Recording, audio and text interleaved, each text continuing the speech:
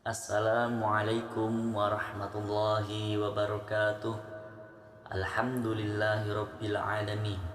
Wabihi nasta'inu ala umurid dunya waddin. Wassalatu wassalamu ala asyrafil anbiya wal mursalin Sayyidina wa maulana Muhammadin wa ala alihi wa sahbihi ajma'in. Qala rabbi shrah li sadri wa yassir li amri wahlul 'uqdatam min lisani yafqahu qawli, amma ba'd. Puji syukur kehadirat Allah Subhanahu wa taala karena atas limpahan rahmat dan karunia-Nya kita semua masih diberikan kesehatan, keimanan untuk selalu menjalankan semua perintah-perintahnya, dan kita semua diberikan kekuatan untuk senantiasa menjauhi semua larangan-larangannya dalam keadaan sehat walafiat dan insya Allah penuh keberkahan. Tak lupa sholawat beserta salam semoga senantiasa terlimpahkan kepada junjungan kita Nabiullah, Nabi akhir zaman, Nabi junjungan kita Nabi Muhammad Sallallahu Alaihi Wasallam, yang telah membawa kita dari zaman kegelapan, zaman penuh ketidaktahuan, zaman yang penuh kebodohan, kepada zaman yang terang benderang, zaman penuh pengetahuan, dan insya Allah zaman yang penuh keimanan, dan yang senantiasa kita nantikan syafaatnya hingga kelak pada yaumul akhir. Teman-teman sekalian, Allah telah menggambarkan apa yang akan terjadi nanti di akhir zaman, nanti apa yang akan terjadi di hari akhir, dan apa yang akan terjadi di hari setelah hari kiamat itu tiba. Allah Subhanahu wa taala berfirman dalam Al-Qur'an surah Al-Waqiah. Bismillahirrahmanirrahim.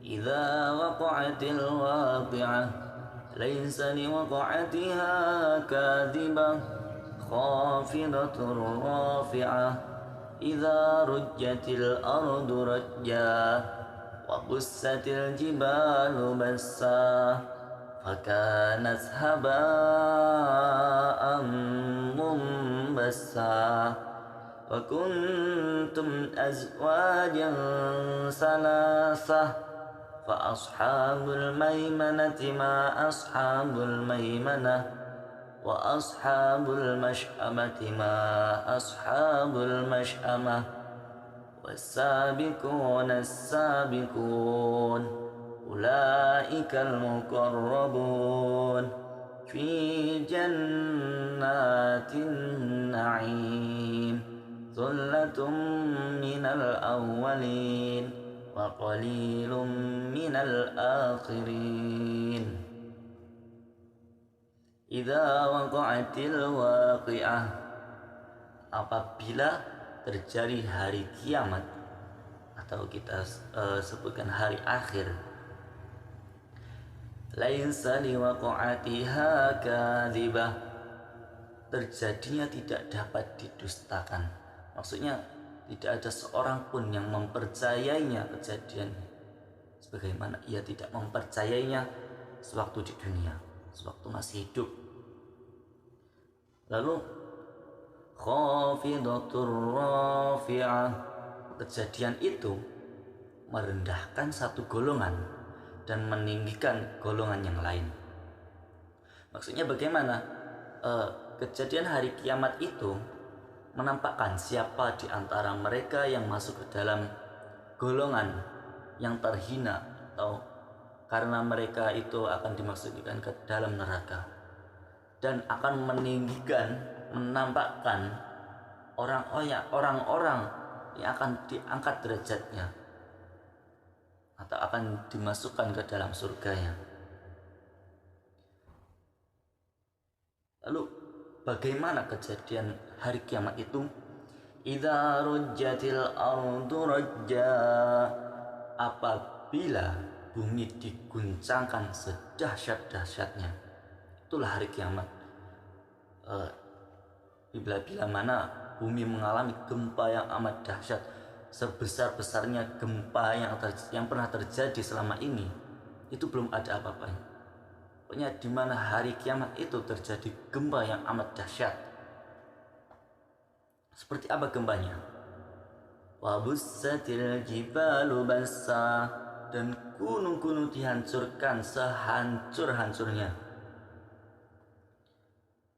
Apabila gunung-gunung itu dihancur leburkan, pokoknya sebesar-besarnya gunung itu akan dihancurkan oleh Allah Subhanahu wa taala.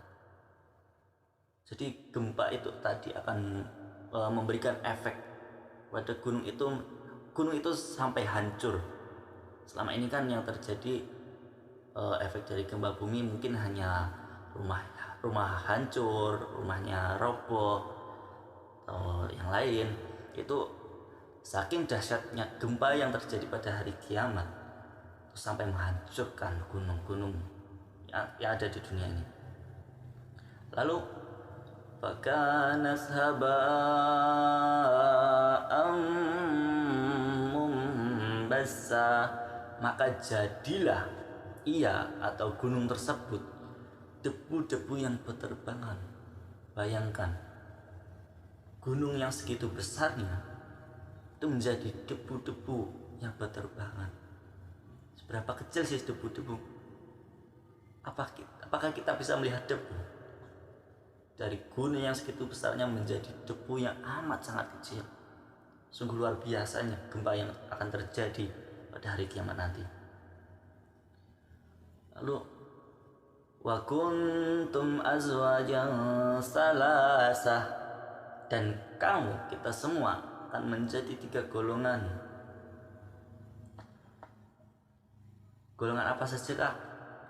Yang pertama, fa ashabul maimanati ma ashabul maimanah, yaitu golongan kanan. Disebutkan dalam Al-Quran, yaitu golongan kanan. Alangkah mulianya golongan kanan itu. Ma ashabul maimanah, alangkah mulianya golongan kanan itu. Yaitu mereka adalah orang-orang, siapa yang golongan kanan itu? Golongan kanan itu orang-orang yang menerima kitab catatan amal mereka selama di dunia dari sebelah kanan.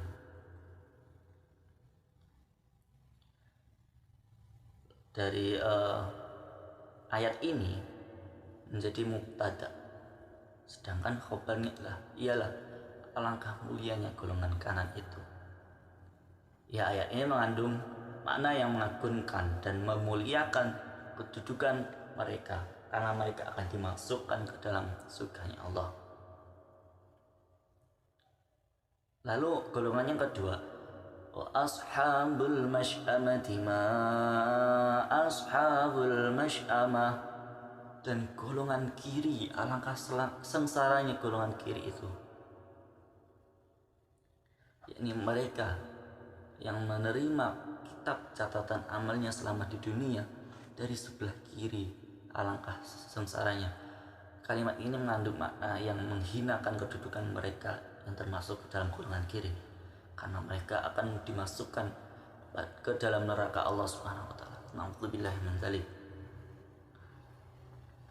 Lalu golongan yang ketiga, was-sabiqun as-sabiqun, dan orang-orang yang paling dahulu beriman, mereka yang paling dahulu masuk surga.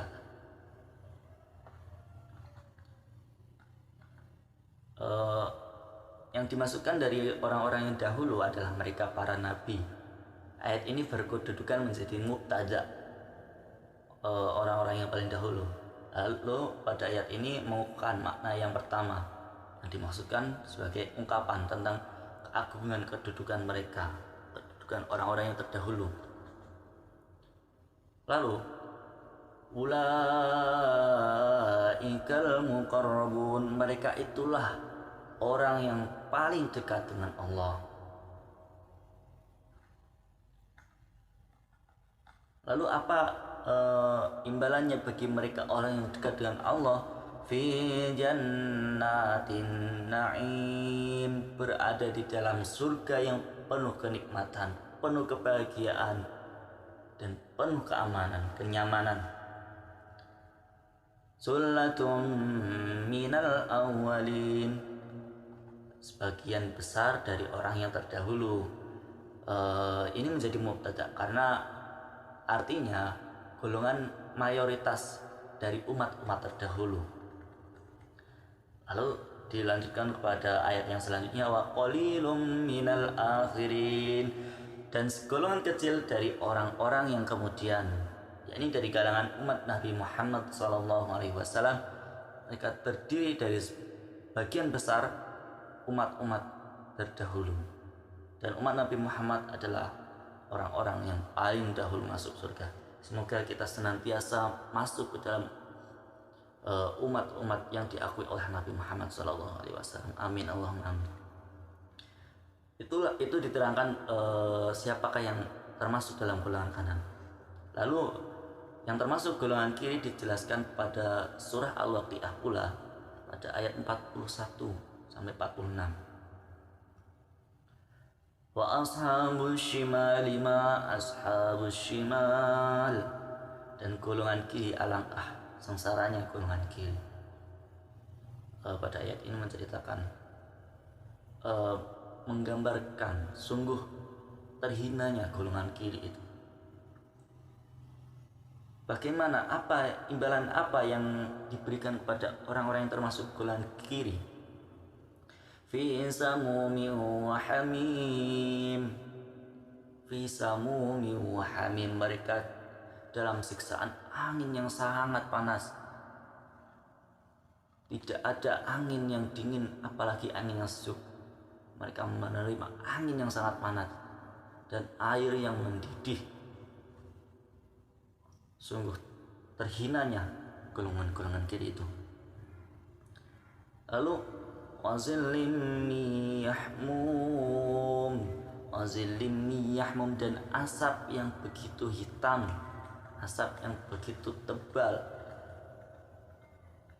Saking tebalnya diterangkan di ayat selanjutnya, la baridun wala karim, tidak sejuk dan tidak menyenangkan. Tidak panas, tidak dingin, tidak pula sejuk, dan tidak menyenangkan. Saking menyeramkannya, digambarkan dalam Al-Quran tidak menyenangkan, alangkah mengerikannya asap hitam tersebut. Lalu seperti apa sih orang-orang yang termasuk golongan kiri itu? Yaitu innahum kanu qabla dzalika mutrafin, sesungguhnya mereka sebelum itu hidup bermewah-mewahan. Mereka hidup di dunia penuh dengan kesenangan, penuh kebahagiaan. Mereka tidak mau lelah dalam ketaatan, mereka tidak mau capek beribadah. Intinya dalam hidup mereka hanya bermewah-mewahan, bersenang-senang, foya-foya. Maka hati-hatilah bagi yang teman-teman saat ini masih senang-senang menikmati hidupnya. Yuk, di dunia ini kita tuh diperintahkan untuk berlelah-lelahan dalam ketaatan, bercapek-capek ria dalam ibadah.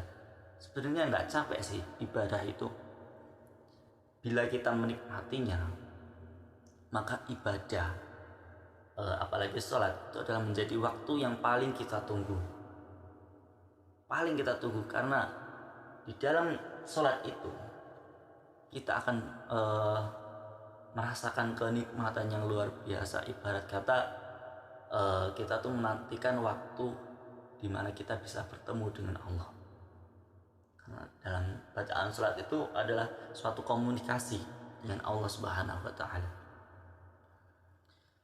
Lalu dilanjutkan, wa kanu yusirruna 'alal hinsil azim, dan mereka terus-menerus mengerjakan dosa-dosa yang besar. Na'udzubillah min dzalik, yaitu dosa-dosa perbuatan yang menyekutukan Allah, dosa-dosa besar. Ya, semua dosa itu besar, namun dalam hadis riwayat Bukhari itu disebutkan bahwa Rasulullah suatu hari Rasulullah itu bertanya kepada para sahabat,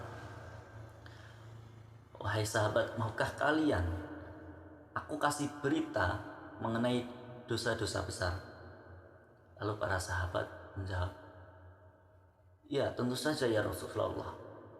Lalu Rasulullah melanjutkan perkataannya, dosa yang pertama yaitu mempersekutukan Allah, menyembah kepada selain Allah, perbuatan musyrik, perbuatan syirik. Lalu yang kedua, dosa durhaka kepada orang tua. Teman-teman sekalian, jangan sampai kita yang masih punya orang tua terutama, jangan sampai kita membuat hati orang tua kita kecewa, membuat hati orang tua kita sedih, karena itu termasuk dosa yang amat sangat besar, terutama ibu ya. Apabila kita sampai membuat air mata seorang ibu, orang tua menetes, itu menjadi dosa besar bagi kita. Maka berhati-hatilah, jangan sampai kita menjadi anak yang durhaka pada orang tua. Lalu yang ketiga yaitu janji dan kesaksian palsu. Teman-teman sekalian, jangan sembarangan berjanji atau jangan sembarangan membuat janji, walaupun itu hanya sekedar gurauan, sekedar candaan. Karena apabila kita mengingkari janji-janji itu akan menjadi dosa yang amat besar bagi kita, dan kita akan masuk ke dalam golongan kiri. Na'udzubillahi min dzalik. Semoga kita semua senantiasa diberikan keteguhan iman, senantiasa takwa, dan senantiasa istiqomah dalam jalan Islam. Wallahu a'lam bishawab. Mungkin cukup sekian yang dapat saya sampaikan. Kurang lebihnya mohon maaf. Akhirul kalam. Wallahu muwaffiq ila aqwamut thariq. Wassalamualaikum warahmatullahi